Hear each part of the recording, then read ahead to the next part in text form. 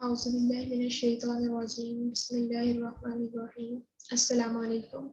Today is the third and last lecture on adverse drug reactions.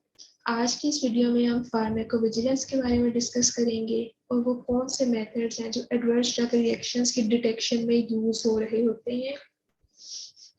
Pharmacovigilance, अब basically pharmacovigilance क्या है?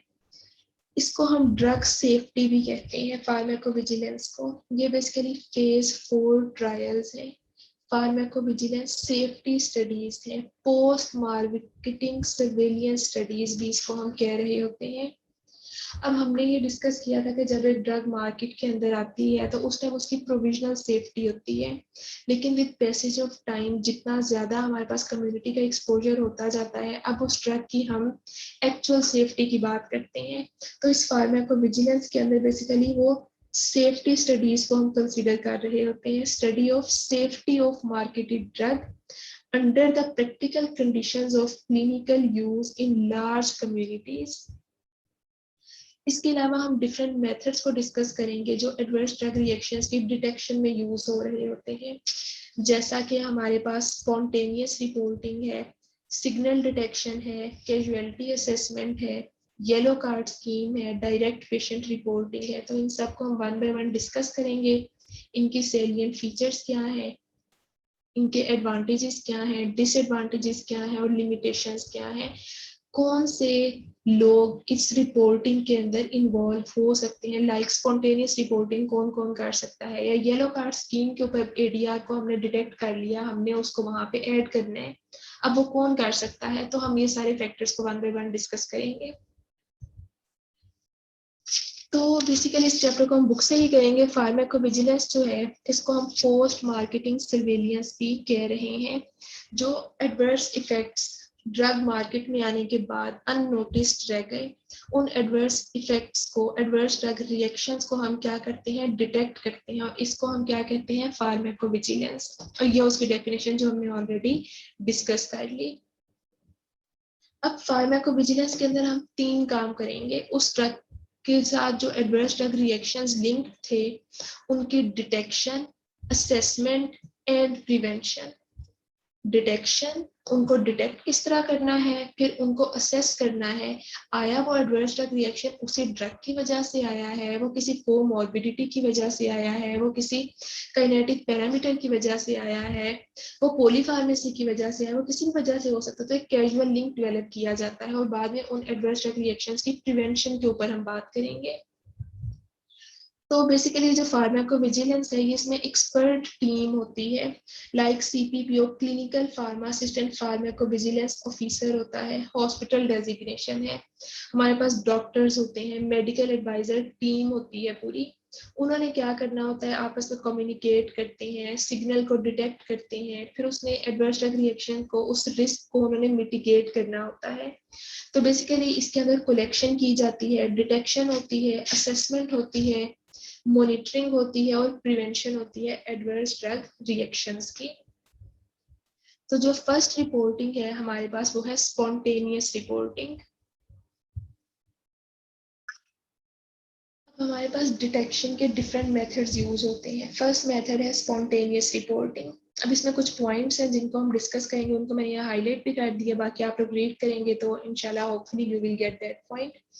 अब spontaneous reporting के अंदर कौन कौन इन्वॉल्व होता है? फार्मासिस्ट, उसने किसी एडीआर को डिटेक्ट किया, वो रिपोर्ट कर सकता है। फिजिशियन कर सकता है, ले पर्सन यानी कि पेशेंट हिमसेल्फ खुद भी कर सकता है। अब जो लीफलेट के ऊपर एडवर्स ड्रग रिएक्शंस होते हैं वो सस्पेक्टेड एडीआर होते हैं। अब क्या किया जाता है, पेशेंट ने या डॉक्टर ने या फार्मासिस्ट ने, जिसने भी वो एडीआर को डिटेक्ट किया, उसके बाद उनको वो रिपोर्ट कर देता है एक डेटाबेस, एक सेंट्रल डेटाबेस होती है वहां पे।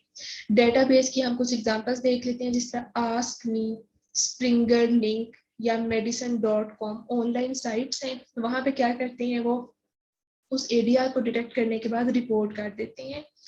अब हर बंदा प्रोफेशनल भी नहीं होता, प्रॉपरली ट्रेंड भी नहीं होता। तो इस वजह से क्या होता है, यहाँ पे कोई डिजीज स्पेसिफिक या ड्रग स्पेसिफिक इंफॉर्मेशन नहीं वो डालते। अब उनको नहीं पता वो किस डिजीज की वजह से उसके अंदर वो इंटरेक्शन आया या एडवर्स ड्रग रिएक्शन रिपोर्ट हुआ, वो ड्रग ड्रग इंटरेक्शन की वजह से था, वो किसी ड्रग फूड इंटरेक्शन की वजह से था, वो कोई पॉलीफार्मेसी थी, वो कोमॉर्बिडिटी थी, तो किसी भी वजह से हो सकता है। अब एक लेमैन को तो नहीं पता कि किस वजह से था, उसने वहां पे इंफॉर्मेशन डाल दी भी मैंने ये ड्रग ली थी और ये मेरे अंदर एडवर्स ड्रग रिएक्शन आया। अब जो वहां पे इंफॉर्मेशन कलेक्ट हुई, रेगुलेट हुई, उसके अंदर हमारे पास कोई ऑर्गेनाइज्ड पैटर्न नहीं था, वो किसी ऑर्गेनाइज्ड वे में नहीं थी, कोई सिस्टमेटिक मैनर में नहीं थी।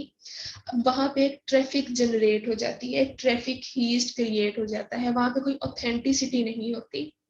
अब उसकी आइडेंटिफिकेशन मुश्किल हो जाती है, हम रिजल्ट्स को इंटरप्रेट करना चाहें तो वो मुश्किल हो जाता है। अब वहां पे डिफरेंट स्टैटिस्टिकल मेथड्स को अप्लाई किया जाता है, उन स्टैटिस्टिकल मेथड्स को अप्लाई करके हम एडीआर्स को क्लासिफाई करते हैं। एडीआर्स माइल्ड है, मॉडरेट है, स्पेयर है, किस वजह से आए हैं, उन एडीआर्स को अब हम स्टैटिस्टिकल मेथड्स के थ्रू हम रिजल्ट्स को इंटरप्रेट करते हैं। तो इसके अंदर हमारे पास अब एडवांटेजेस क्या होंगे। फर्स्ट, इसका एडवांटेज ये ओपन स्टडीज है, इजी असेसिबिलिटी है, चीप वे ऑफ रिसर्च है। किसी हर्बल प्रोडक्ट की वजह से एडीआर्स आए, हम उनको भी ऐड कर सकते हैं। कोई ओवर द काउंटर ड्रग थी, ओटीसी ड्रग्स, उनकी वजह से आए, कोई ड्रग इंटरेक्शन था उसकी वजह से एडीआर्स आए, इनके कोई सब्सक्रिप्शन चार्जेस भी नहीं है। तो ये इसके एडवांटेजेस हो गए कुछ। अब इसका डिसएडवांटेज क्या है, कोई ऑथेंटिसिटी नहीं है इसके अंदर, ट्रैफिक हीस्ट क्रिएट हो चुका है, कोई ऑर्गेनाइज्ड वे के अंदर हमारे पास इंफॉर्मेशन नहीं आई, कोई प्रोफेशनल जो था, हर प्रोफेशनल प्रॉपर्ली ट्रेंड नहीं होता। एक लेमैन ने अगर किया है या कोई फार्मासिस्ट कर रहा है, हो सकता है वो प्रॉपर्ली ट्रेंड ना हो, हर बंदा तो हर चीज का एक्सपर्ट नहीं होता। अब उस चीज में भी हमारे पास इसका डिसएडवांटेज है। इन्वायरमेंटल कंडीशंस की अल्टरेशंस हो सकती हैं, लाइक अब कोई health care professional, like private institutes में क्या होता है कि वो एडीआर्स डिटेक्ट करने के बाद उनको वहां पे वो अपलोड नहीं करेंगे, क्यों भाई हमारे इंस्टीट्यूट का नाम खराब होगा, बुरा इंप्रेशन पड़ेगा। तो वो जो एक हेल्थ केयर प्रोफेशनल पे प्रेशर है उसकी वजह से वो रिपोर्टिंग नहीं करेगी, तो इसका डिसएडवांटेज है। तो इसकी वजह से क्वांटिफाइड डेटा अवेलेबल होता है। तो ये हमारे पास कुछ पॉइंट्स थे स्पॉन्टेनियस रिपोर्टिंग के।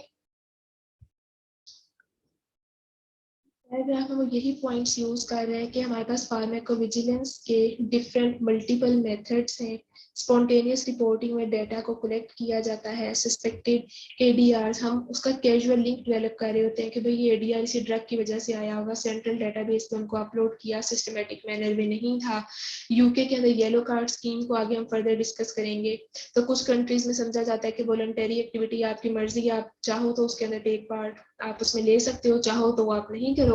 लेकिन कुछ जगह पे ये लीगल रिक्वायरमेंट है, जरूरी है कि अगर एडीआर रिपोर्ट हुआ है तो आपने उसको क्या करना है कि अपलोड भी करना है डेटाबेस के ऊपर, उसको फर्दर वहां पे उसको ऐड करना है, उसकी रिपोर्टिंग करनी है डिटेक्शन के बाद। तो फिर हमने उसके एडवांटेजेस और डिसएडवांटेजेस में cheap way of research, drug interaction, herbal products, no subscription charges वगैरह को डिस्कस किया। डिसएडवांटेज में हमने देख लिया कि किस तरह से हमारे पास लिमिटेड है, हम इस पे किस तरह से क्वांटिफाइड डाटा अवेलेबल होता है। तो ये सारे पॉइंट्स थे। नेक्स्ट हमारे पास जो मेथड है दैट इज सिग्नल डिटेक्शन। इसको भी हम पहले हाईलाइट कर लेते हैं की पॉइंट्स को और फिर हम इसको डिस्कस करते हैं। अब सिग्नल डिटेक्शन में बेसिकली सिग्नल से मुराद क्या है। सिग्नल एक कनेक्शन है, एक रिलेशनशिप है between drug and adverse effect. हमने एक कैजुअल रिलेशनशिप बनाना है कि वो जो एडवर्स ड्रग इफेक्ट या एडवर्स इवेंट रिपोर्ट हुआ है वो उसी ड्रग की वजह से हुआ है, एक कैजुअल लिंक बनाना है।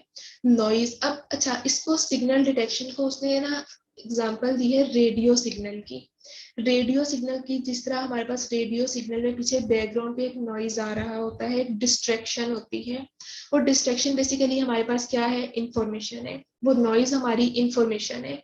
हमने उसमें से एक पार्टिकुलर सिग्नल को डिटेक्ट करना होता है, पार्टिकुलर एसोसिएशन डेवलप करनी है उस एडवर्स ड्रग रिएक्शन की, एक पार्टिकुलर ड्रग के साथ एक कैजुअल रिलेशनशिप, एक कैजुअल लिंक बनाना है। तो नॉइज हमारे पास क्या है, इंफॉर्मेशन, और सिग्नल हमारे पास क्या है, पार्टिकुलर एसोसिएशन। इसमें भी हमारे पास एडवांटेजेस एंड डिसएडवांटेजेस सेम है, स्पॉन्टेनियस रिपोर्टिंग है। इसमें भी हम डिफरेंट स्टेटिस्टिकल मेथड्स को उसी तरह से अप्लाई करेंगे, क्योंकि हमारे पास इसके अंदर भी उसी तरह ट्रैफिक हीस्ट क्रिएट हो जाता है, ऑर्गेनाइज वे में नहीं होती। हमने वहाँ पे कैजुअल लिंक डेवलप करना है, उस सिग्नल की पार्टिकुलरली एसोसिएशन करनी है ड्रग के साथ। तो हम स्टेटिस्टिकल मेथड्स अप्लाई करके एडवर्स ड्रग इवेंट पेयरिंग करते हैं। उस एडवर्स इवेंट को, एडवर्स रिएक्शन को उस ड्रग के साथ पेयर करते हैं, कैजुअल लिंक बनाते हैं, भाई ये वाला एडीआर इसी ड्रग से आया होगा और इस वजह से आया होगा।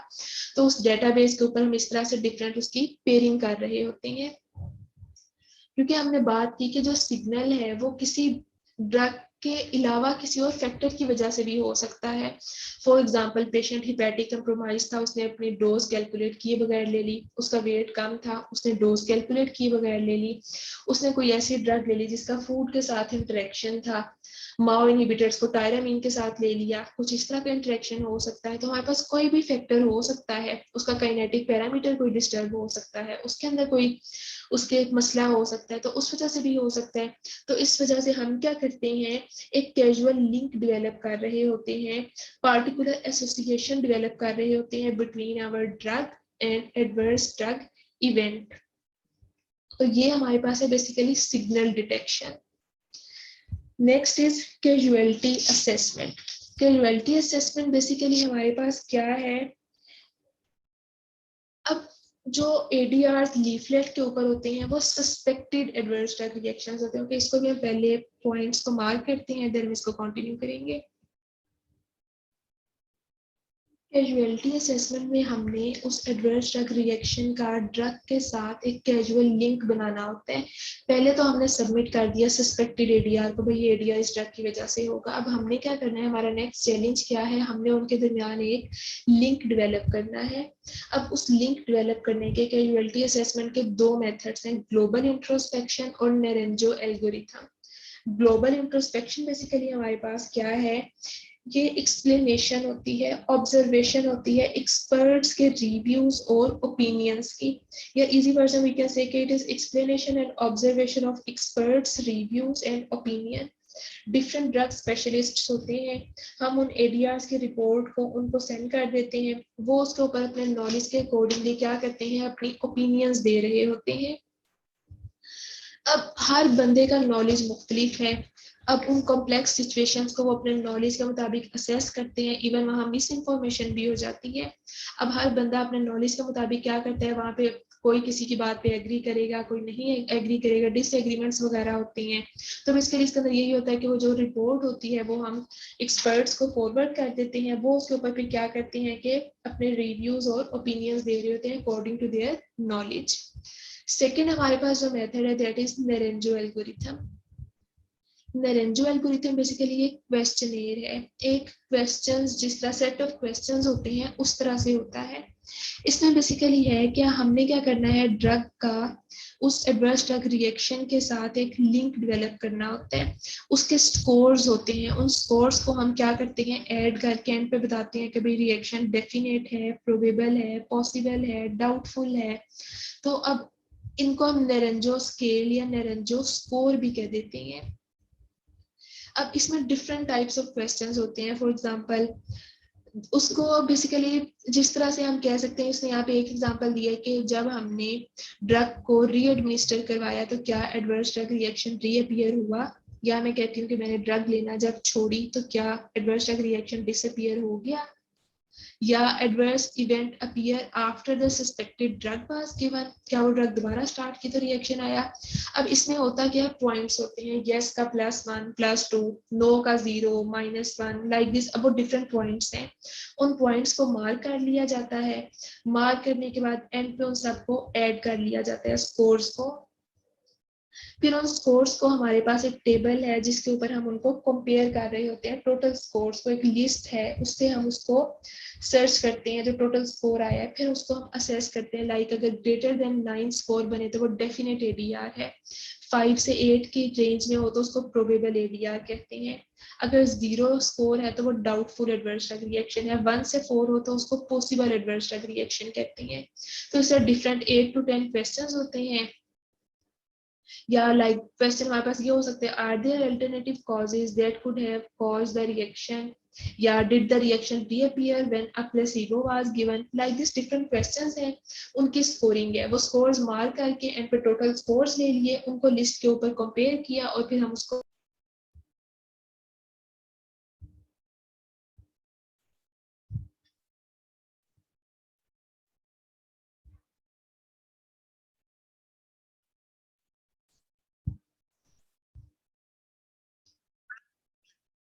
तो इस तरह से ग्लोबल इंट्रोस्पेक्शन में एक्सपर्ट्स के रिव्यूज लिए जाते हैं और नरेंजो एल्गोरिथम में डिफरेंट क्वेश्चनर्स हैं, उनको हम पॉइंट्स मार्क करते हैं एंड पे जो टोटल पॉइंट्स होते हैं उनको हम क्या कर लेते हैं, कंपेयर कर लेते हैं उस लिस्ट के ऊपर जो स्टैंडर्ड है और उससे हम असेस कर लेते हैं कि वो रिएक्शन हमारे पास डेफिनेट एडवर्स ड्रग रिएक्शन है, प्रोबेबल है, पॉसिबल है, डाउटफुल है। नेक्स्ट हमारे पास जो है वो है yellow card scheme. Yellow card scheme जो है 1957 में हमारे पास थैलिडोमाइड ट्रेजेडी हमने स्टडी की लेक्चर नंबर 1 के अंदर। तो येलो कार्ड स्कीम 1964 के अंदर इस्टेब्लिश की गई थी और ये बेसिकली ऑपरेट इसको कौन कर रहा होता है, Mehra medicine and health care product regulatory authority. ये एमसीक्यूज वगैरह में पूछा जाता है कि मेहरा स्टैंड्स फॉर। तो ये ऑपरेटिंग बॉडी है जो इस स्कीम को ऑपरेट कर रही है। अब येलो कार्ड स्कीम के ऊपर एडवर्स ड्रग इवेंट्स या जो रिएक्शंस आ रहे हैं उनको कौन वहां पे रिपोर्ट कर सकता है, ये reporting just health care professional ही कर सकता है। लाइक स्पॉन्टेनियस रिपोर्टिंग में हमने कहा था लेमैन और फार्मासिस्ट भी कर सकते हैं। तो येलो कार्ड स्कीम में जस्ट कौन इन्वॉल्व हो सकता है, प्रोफेशनल इन्वॉल्व हो सकता है। तो ये जो येलो कार्ड होता है इसको हम इंटरनेट के ऊपर ऑनलाइन सोर्सेज है हमारे पास, ये गिवन है एक सोर्स, या हम जो बीएनएफ होता है ब्रिटिश नेशनल फॉर्मूलरी उसके एंड से भी इसको हम ले सकते हैं। तो वहाँ पे येलो कार्ड स्कीम के ऊपर एडीआर को हम ऐड कर देते हैं और उसके बाद हमारे पास एक कैजुअल लिंक हम डेवलप करते हैं उस ड्रग का एडीआर के साथ, एसोसिएशन बनाई जाती है उन दोनों के दरमियान और उसको हम कॉन्फर्म करते हैं क्योंकि इनिशियली तो हमारे पास एक सस्पेक्टेड एडीआर होते हैं। तो मेहरा बेसिकली फिल्टर करता है। अब यहाँ पे उसने तीन हमें जो बताया हुआ है कि येलो कार्ड स्कीम किन तीन कंडीशंस में हम यूज कर रहे हैं, इसको हम पहले हाईलाइट करेंगे देन इसको हम देखेंगे। एक तो हम इस्टेब्लिश्ड मेडिसिन ड्रग्स और वैक्सीन के ऊपर जो भी एडीआर आते हैं वो येलो कार्ड स्कीम के ऊपर हम उनको ऐड करते हैं। न्यूअर ड्रग्स और वैक्सीन के लिए हमारे पास एक ब्लैक ट्राइंगल यूज किया जाता है। ये अलार्मिंग साइन होता है फॉर न्यू मेडिसिन, एक इन्वर्टेड ब्लैक ट्राइंगल ड्रॉ कर दिया जाता है और जब तक मार्केट में ड्रग आती है फॉर 2 इयर्स तक वो हम ट्राइंगल उसके साथ बना रहे होते हैं। ये इस चीज की इंडिकेशन है कि ये ड्रग हमारे पास न्यू है, तो ये अलार्मिंग साइन है उसके लिए। Established medicines, new drugs, and number three is ADRs in children due to off-label use. अब ऑफ लेबल यूज से मुराद क्या है, हमारे पास जो लीफलेट के ऊपर इंडिकेशंस होती हैं उसके अलावा हम किसी इंडिकेशन में उस ड्रग को यूज कर रहे हैं, using the drug other than on leaflet on expertise view, किसी एक्सपर्ट के रिव्यूज के मुताबिक हम उस ड्रग को किसी और इंडिकेशन में यूज कर लें। तो उसकी वजह से भी जो एडीआर्स बच्चों में आएंगे उनको भी हम येलो कार्ड स्कीम के ऊपर क्या करते हैं, उनकी हम वहां पे रिपोर्टिंग करते हैं। जो येलो कार्ड रिपोर्ट होती है उसमें भी जो डेटा आता है वो रॉ डेटा होता है, मेहरा उसको ऑर्गेनाइज करता है, उसको फिल्टर करता है, उस पर स्टेटिस्टिकल मेथड्स अप्लाई किए जाते हैं, हम सिग्नल डिटेक्ट करते हैं, कैजुअलिटी असेसमेंट होती है, एक लिंक बनाते हैं हम ड्रग का एक लिंक बनाया जाता है उस एडवर्स ड्रग रिएक्शन के साथ। तो ये 4 to 5 स्टेप्स उसी तरह हो रहे होते हैं, ऑर्गेनाइजेशन होती है, मेहरा उसको ऑर्गेनाइज करता है, स्टेटिस्टिकल मेथड्स अप्लाई किए जाते हैं, सिग्नल को डिटेक्ट करता है और कैजुअलिटी असेसमेंट होती है। तो इस पैराग्राफ में उसने बस यही वाला पॉइंट डिस्कस किया हुआ है। Then the next thing is,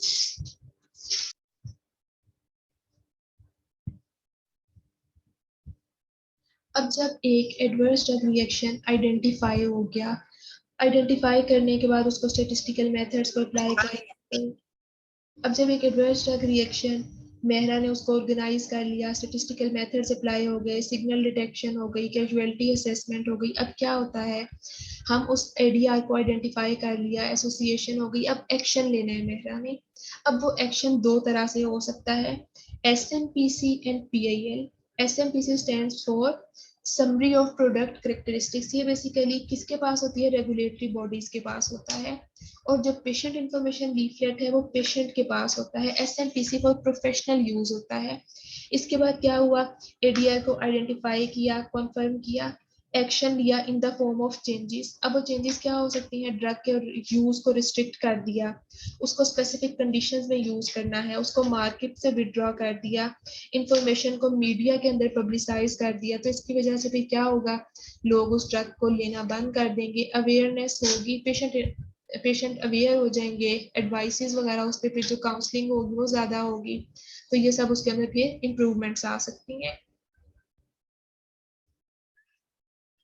अब इस येलो कार्ड स्कीम के हमारे पास एडवांटेजेस या डिसएडवांटेजेस वगैरह अगर हम देखें या लिमिटेशंस देखें तो इसमें एक तो अंडर रिपोर्टिंग है, सेकेंड इसमें लैक ऑफ सर्टेनिटी है, या इसमें कॉन्फिडेंशियलिटी इश्यूज भी होते हैं।